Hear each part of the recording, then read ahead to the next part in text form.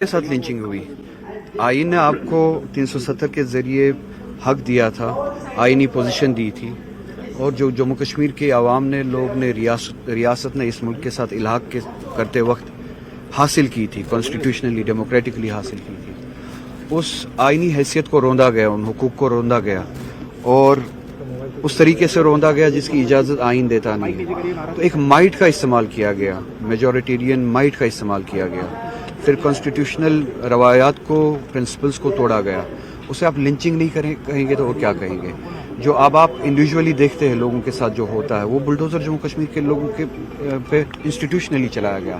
ہمارے حقوق ہم سے چھینے گئے، جموں کشمیر عوام کی ریاست کی آئیڈینٹی ان سے چھینی گئی، ان سے جو رائٹس، جو آئین نے انہیں رائٹس دیے تھے، وہ رائٹس چھینے گئے. یہ انسٹیٹیوشنل لنچنگ ہی ہے، اور کیا ہوگا؟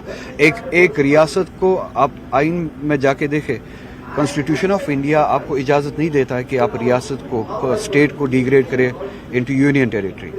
یہاں پہ صرف گنجائش ہے کہ یونین ٹیریٹری کو آپ اپ گریڈ کریں انٹو اسٹیٹ. ہندوستان میں جو عوام ہے، جنہیں آئین میں یقین ہے، جو دفاع کرنا چاہتی ہے آئین کا، میں نے نہیں دیکھا، ہم نے نہیں دیکھا، جموں کشمیر کے عوام نے نہیں دیکھا کہ ہندوستان کی باقی ریاستوں سے عوامی سطح پہ کوئی ایسی تحریک چلی ہو یا آواز اٹھی ہو جو جموں کشمیر کے لوگوں کے آئینی حق میں. یہ ہمارے لیے بدقسمتی کا ثانیہ ہے. اللہ تعالیٰ ان کے گھر والوں کو یہ صدمہ برداشت کرنے کی ہمت دے.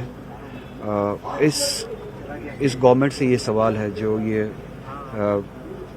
پوز کرتی ہے کہ وہ آرمی کے خیر خواہ ہے، سیکیورٹی فورسز کے خیر خواہ ہے، ان سے یہ سوال ہے. آپ پچھلے کئی مہینوں سے آپ دیکھیے، چاہے وہ انکاؤنٹرز ہو، چاہے وہ ایمبوشز ہو، ٹریننگ کے دوران اموات ہو، یا انفراسٹرکچر کے صحیح نہ ہونے کی وجہ سے جو اموات ہوئی ہے، یہ سب واقع پیش آتے جا رہے ہیں. آرمی، سیکیورٹی فورسز ان کے لیے ایک وہ آبجیکٹ بن چکا ہے جن کو وہ الیکٹورلی یوز کرتے ہیں، مگر ان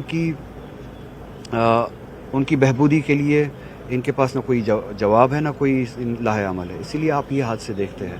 اس کے باوجود بھی ہم چاہتے ہیں کہ ان کے خانوادوں کا جو حق بنتا ہے، جو قانونی طور حق بنتا ہے، ان تک پہنچایا جائے، اور ہم اس سانے میں ان کے ساتھ ہیں. اللہ تعالیٰ ان کو یہ صدمہ برداشت کرنے کا حوصلہ عطا کرے. ورکنگ کمیٹی کی میٹنگ ہو رہی ہے 3 اور 4 تاریخ کو، اسی میں اس بارے میں بات کی جائے گی اور فیصلہ لیا جائے گا. راہل گاندھی اور پرینکا گاندھی ملکن کھڑگے وہ کشمیر میں جا رہے ہیں کمپین کرنے کے لیے جا رہے ہیں. میں نے کہا نا، ہماری پارٹی کی ورکنگ کمیٹی کی میٹنگ 3 اور 4 تاریخ کو ہو رہی ہے، اس میں ہم فیصلہ لیں گے. اگر ہم اس کے بعد الگ فیصلہ کریں تو اس کے بعد اگر کانگریس چاہتی ہے وہاں پہ کیمپیننگ کرے.